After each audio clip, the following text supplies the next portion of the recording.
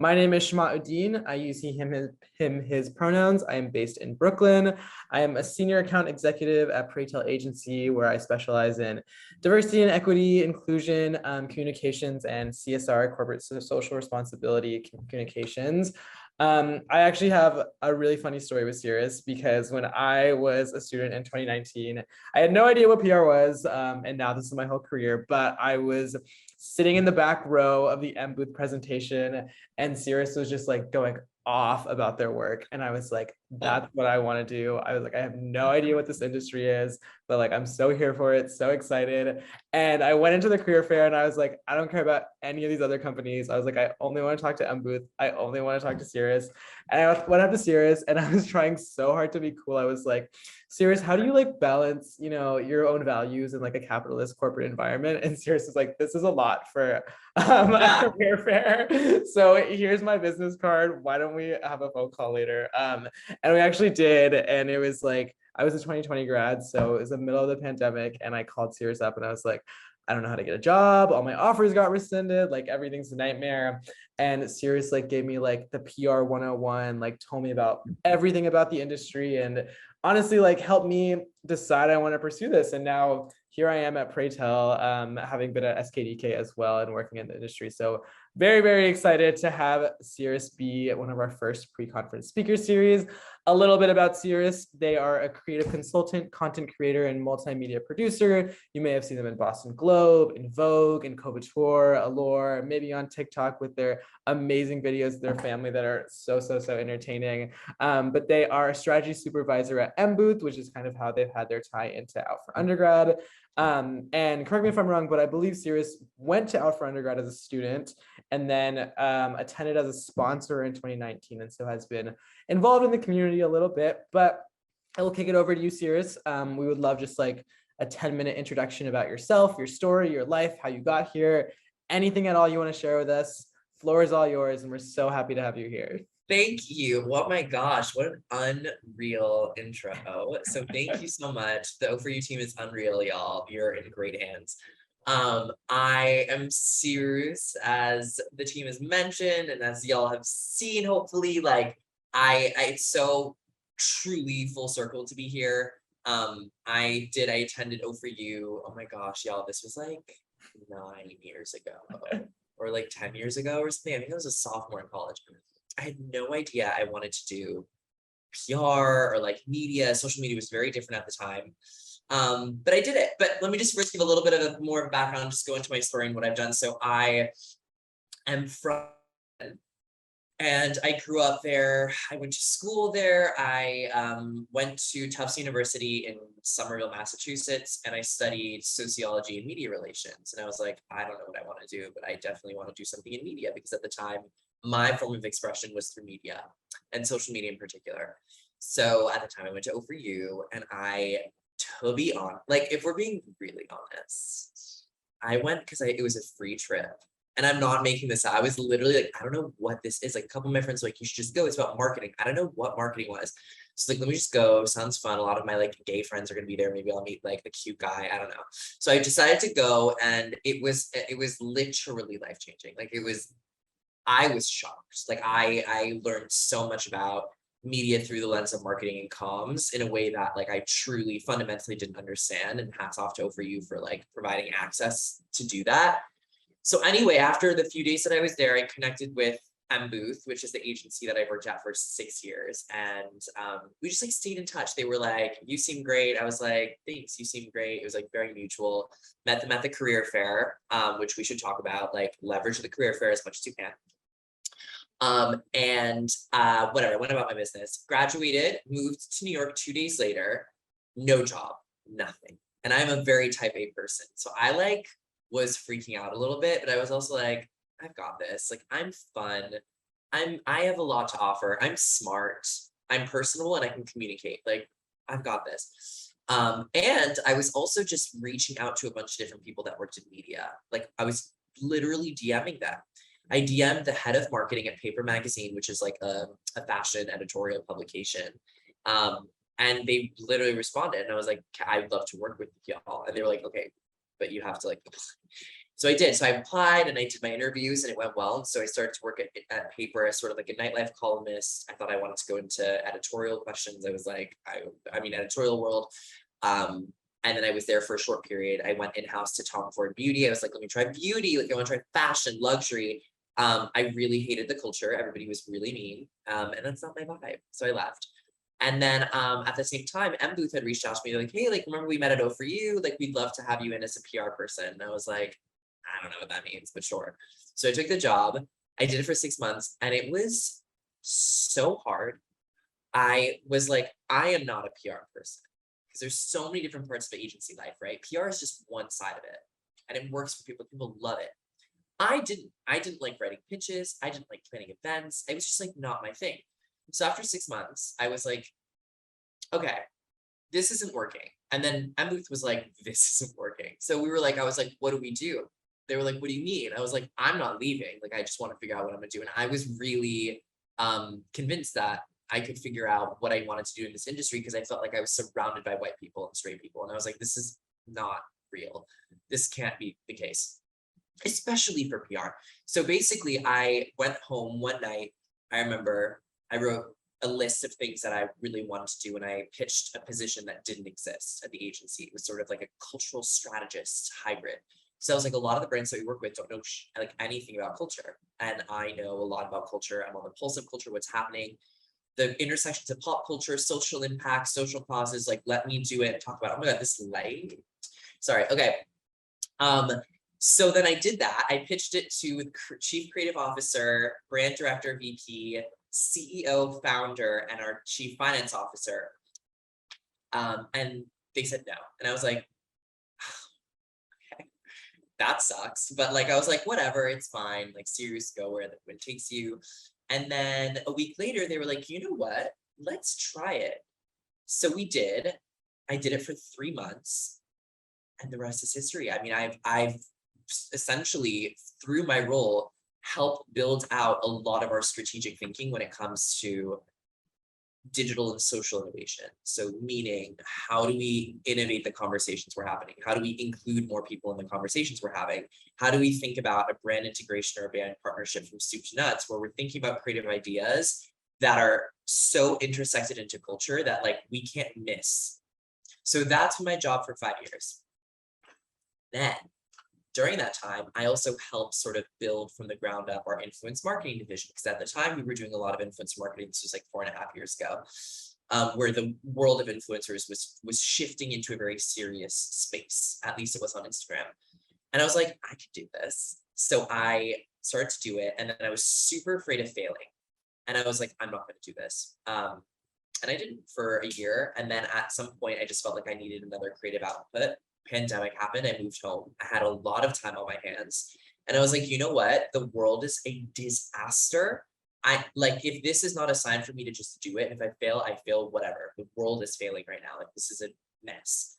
So I did. I committed to creating content, and I sort of leaned into different areas that I typically I wouldn't do. Like, I'm a beauty girl. I'm like a luxury, fashion. That's my world. That's what I did on Instagram. And on TikTok, I was like a chaotic mess. I'm a Gemini, which I know you all probably have a lot of feelings around, and I do too, trust me. But at the same time, I was like, I feel like my personality can really mirror what my brand is about and not alienate my world from the luxury space, because a lot of brands, if you don't want to work with me because you don't think I'm luxury, go to my Instagram or look at my page. And your assumption was probably really racist or like homophobic or transphobic.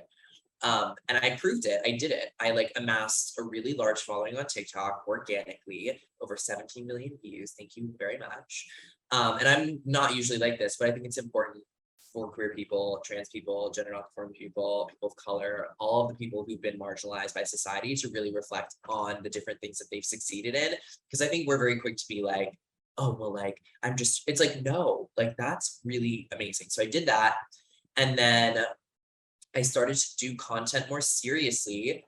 And 2 months ago, I hired a manager and team to help, because I'm still working full time, right? So doing that and content, it was just getting a lot.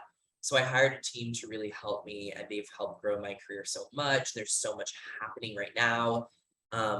And it's been an amazing experience. I think the past 6 years, if it's taught me anything, is that you literally don't need to know anything. You just have to be smart in the sense that you have to want to learn. That's the difference. Like, I didn't know anything about marketing, PR, communications, nothing. Someone once said, someone was like, do you want to work in-house or agency side? I was like, what does that mean? From there to like where I am now, I promise you, it was just learning and being eager and being passionate. Because I'm also very type A, and I was like, if I'm gonna do this, I want to be the best at it. So long story short, if that's the spark notes of what I've done, I think what I'm the most excited about is the fact that I think as a creator and as someone who's worked in my industry, my biggest point of contention is when anybody tries to just specifically put me in a box that's catering to like diversity and issues, because I'm like, that's just my life, that's just what I live, it's not what I'm necessarily good at. Like, I'm not an expert on certain issues. I can talk about my experience, but I can talk about anything. Don't pigeonhole me. And that's career advice that I give to a lot of BIPOC folks, queer folks, trans folks, gender non-conforming folks. Like, do what you're good at. If it's not, like, we don't need to lean into these places and spaces in order to cater to like what other people want from us. Definitely play the system when you can, because that, I'm not going to say don't do that, but I think in terms of like really building a business, which is what I'm doing as a serious brand, like I can't afford to do that. Like, that's just not on my base in my place. So I'm sure we're going to dive into all of it, but that is the spark notes. I feel like I just ranted and rambled. No, not at all. No, that was amazing. I feel like I learned so much about you and just like about our industry at large too. Oh, you.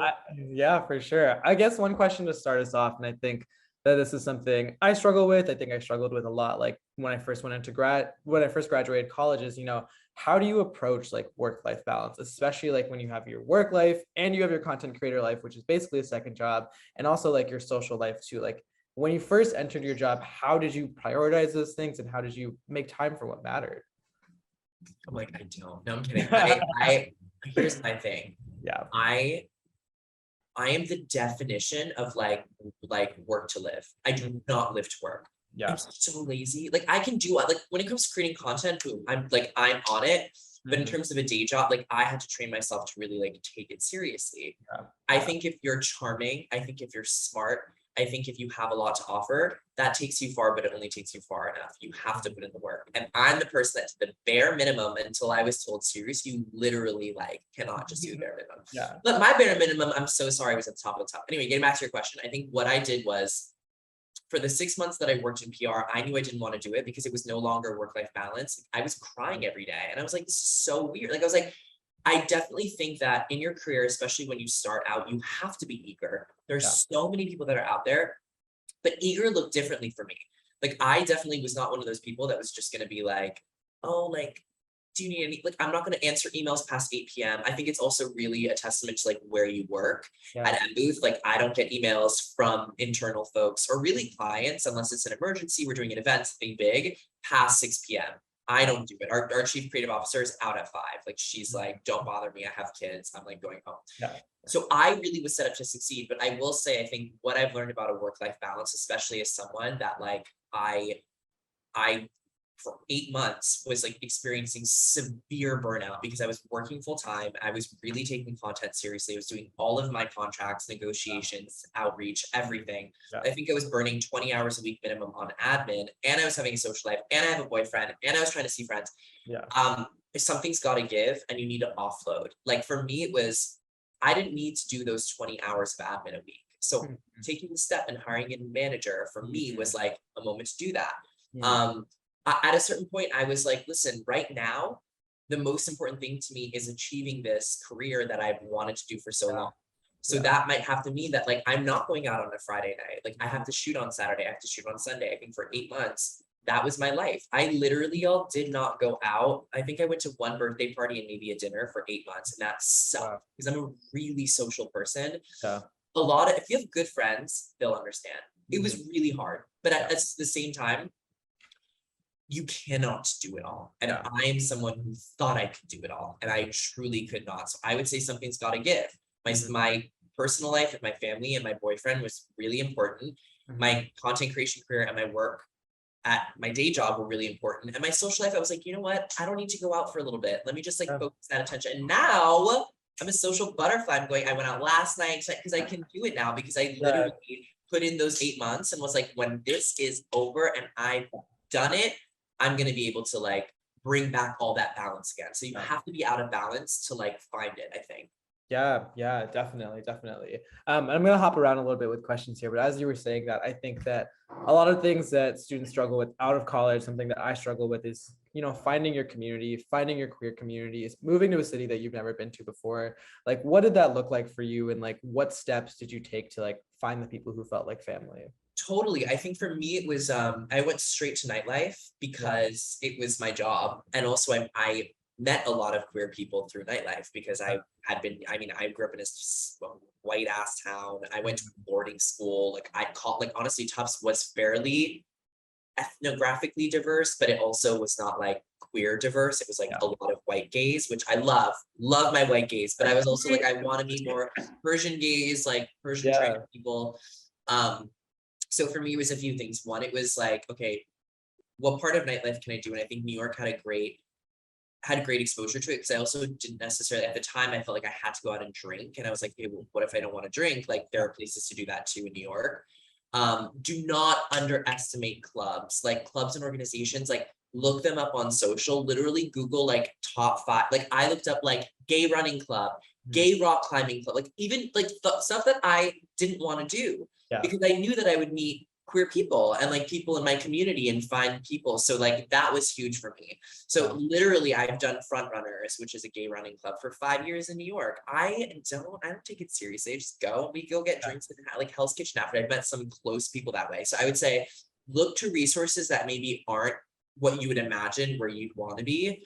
And I have to say, be careful, but take advantage of social media. Like I think when you're in a new city, like look up different things on geotags, I think you have to put in the effort to be social, which sounds strange, but if you're really looking for community, there's so many different platforms and Instagram accounts and TikToks that share information about where you can go to meet other like-minded people. So that I would say is your first move. If you like nightlife is not your thing, I think that's really valid. I think there's so many other ways that you can find a sense of community. Yeah, definitely. I just finished my gay kickball season this past weekend. We got last place in the whole league, but made so many friends through it. So I totally hear and totally feel that experience. One thing that really stuck with me about your story and something that stuck with me when I first heard you tell the story at Oh For You is, making a position for yourself when you felt like there wasn't that at your agency, and talking to the whole C-suite of at your agency, pitching to yourself. How do you find yourself like advocating for yourself in a space that historically excludes queer people, Black people, brown people? Like what kind of tools did you rely on to advocate for yourself in that space? Research. And I know that sounds strange, but here's the thing, y'all. No one will listen to you unless you have numbers. And that's the issue. It is an issue. Yeah. Ideally, I can just pitch and be like, this is a really good idea. I'm really smart. You don't know anything. Listen. But it truly wasn't working. Like, I think what I had to do was showcase. I had to pull articles. I had to pull press. I had to pull brands that we worked with that got flack for doing problematic stuff and be like, I would have been able to fix this. I know what we can do to fix this. So it's funny because with clients sometimes, because I pitch crazy ideas all the time, right? It's like my job at MBooth. Yeah. One of the ways that I get clients and convince them to do the work, because a lot of them are so apprehensive of doing anything that's risky, is by showing them press. It's the same thing as what happens when like a brand comes to me and they're like, we want to do this for Pride. And I'm like, you should not do that because I think you'll get a lot of backlash. And then they're like, why? Sometimes I can't explain it enough. So I go and I pull press. Research. Like I go and I find the numbers because a lot of times in this industry, you have to show that in order to prove what you're talking about. And I think that is so frustrating because I'm not that type of a person. So I don't know if that answers your question, but for me, it was like, definitely as queer people, BIPOC folks, everybody's experience is very different. But what people understand in the corporate world is like aggregating data and showing data. Like you have to show it, otherwise no one's gonna just listen, unfortunately. Yeah, definitely, definitely. So two more questions before we kick it off to our students. Firstly, if you could go back to Alpha for undergrad, is there anything you would have done differently?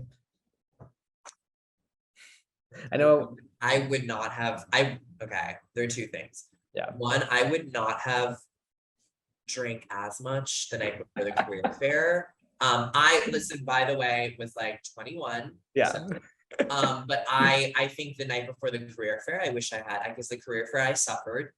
So get your sleep. Truly, the career fair is really important. It's Yeah. such an amazing opportunity. You do not want to be not on your A game during the career fair. So that's, I think I wish that I think I wish that I set a little bit more, like, I wish I set reminders to like decompress, because it's a really amazing weekend, but it's very overstimulating. So my advice is to maybe like set a timer to just like have you time, even if it's for 5 minutes. I think that'll really help, because it is overwhelming and overstimulating. It's amazing. It's the best thing ever. But I think I would have done that differently, because I was just go, go, go, go, go. And I found myself getting a little bit anxious, because personally, I am a social person, but I am a personal introvert. Yeah. And I perform extrovert. So I think that was tough for me, to be honest. Yeah, yeah, definitely. That's great advice. And on the vein of advice, what is one piece of advice that you would give to yourself right after you graduated college, right when you were looking for a job? Most intimidating process ever. Like, what is one thing you wish you had known, or that you would tell someone going into that process? Gosh, that's a good question. There's a lot of things I wish I knew. I think the thing that I wish I had done more was cold call. Like, listen, at a certain point, my biggest advice is message as many people as you can. You can say, I think I sent over 500 DMs to people in the industry, and I was shameless. I was like, I wanted a job. I really wanted to do it. I think if you send 100 emails and one person answers, one person answered. Like, that's my mentality. Obviously, do it like strategically. You don't want to go and like message the CEO. Like, I don't recommend doing that. But I would say definitely realize that the most important thing is to curate a resume. Like, I say this all the time. Recruiters spend on average 4.5 seconds looking at resumes. So whatever is most important and unique about you, you need to make sure that's the first thing that a recruiter sees or hears. And that's my second piece of advice. They don't want to hear you ramble and talk. I could talk forever. I had to learn how to distill 5 sentences into one. I think it's a skill, learning how to consolidate what you're saying, so that you can get your point across and not lose attention. Because unfortunately, in the corporate world, we're doing so many things that people lose attention after 5 seconds. So you have to get it to definitely a master class in pitching, but you really have to consolidate, like take what you have and put it into a sentence. It's really hard, but if you do that, I'm telling you, it tremendously can help your career. That's great advice. That's great advice. That's awesome. We're going to transition now into our questions from the students. So we have quite a few on deck, but if anybody else has some, please put them in the chat. We will get to as many as we can. First, I love the way that this is phrased, but what are your tips? What are your tips to finessing life? How do you navigate when people tell you no? That's a good question. Y'all, you don't have to listen to everything I say. I'm a very stubborn person. I'm very smart. I'm very good at communicating, and it's a skill that I've built. So when someone or some instance, someone says, no, I don't get something, it's redirection for me. And it's hard. I don't feel that way all the time.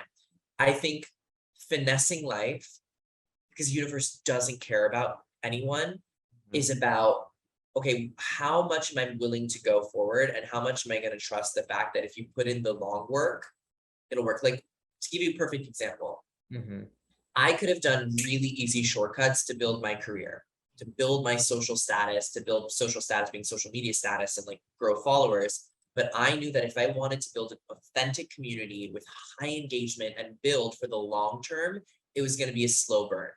So people are coming to my platform now, are like, oh my God, like, how did you get that many followers? I'm like, girl, I put in the work and the time. It does not happen overnight. You have to trust it. I'm telling you, I am the person that was always like, this is so annoying when someone's like, if I can make it, you can, but like genuinely, like I'm telling you, it's just not going to happen overnight. You Yeah. really have to build it. And the other thing is that in finessing life, your network is your most important asset. Always leave people in a good way. I'm telling you, I've been in situations where people that like I've worked with in 6 years ago that I never thought I'd see again, that I was like, oh, worst person in the world, is now running a campaign that I've worked on. That's a true story. So in terms of finessing life, when people say no, do it with like a sense of courteousness, because you never know where you'll end up and you never know where they'll end up. And another story, sorry, I have to say this really quick. No, I got on a call with Cosmo, and I'll say this now because I can, and I don't have an NDA. I've interviewed with them, and on the call, they were like, sorry, we don't have a lot of time. So like, could you just speed up and tell, like literally. And I was just like, oh, and then halfway through, they're like, listen, we can tell this is like not a personality fit. Like, so I'm not even joking. I cried. They hung up.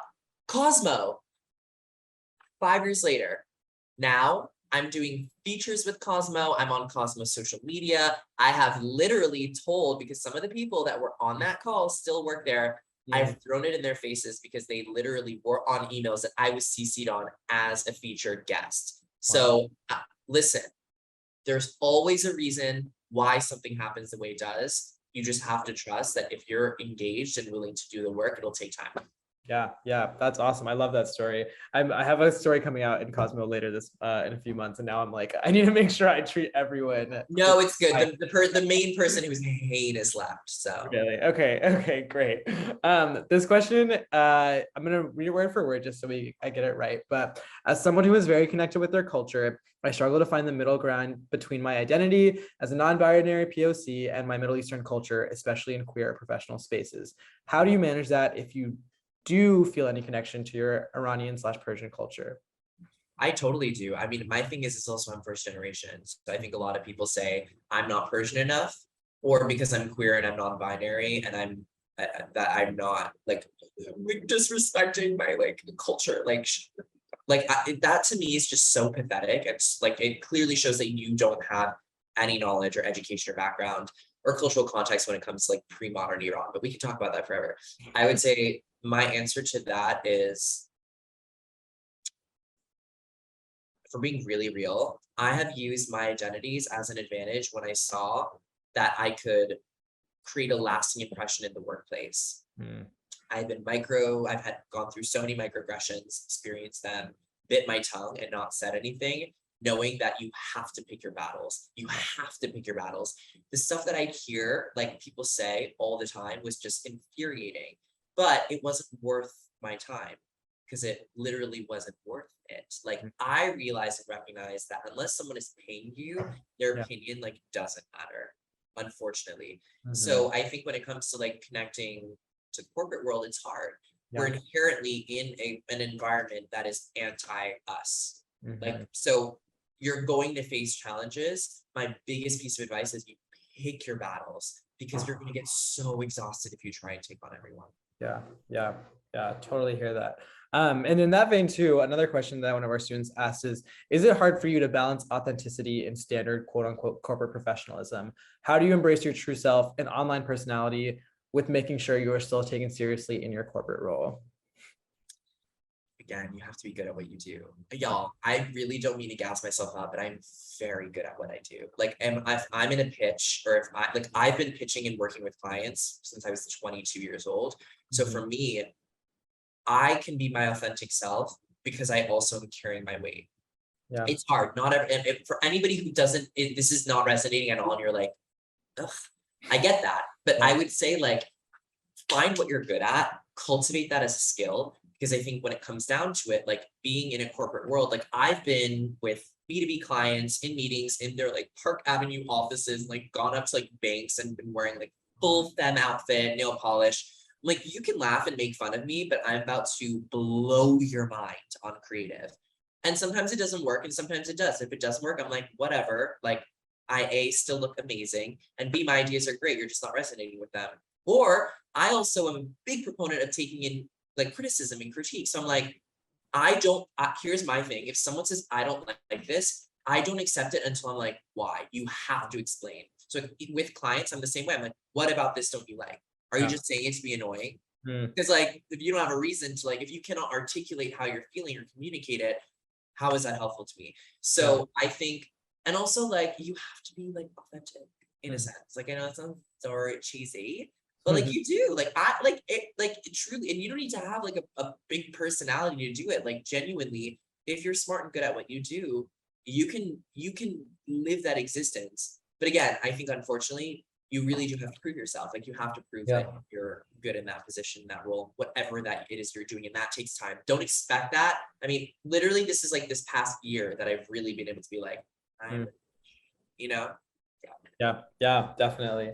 Another question we have is, can you share advice for queer and BIPOC new grads who feel pressure to perform higher than their cis white straight peers?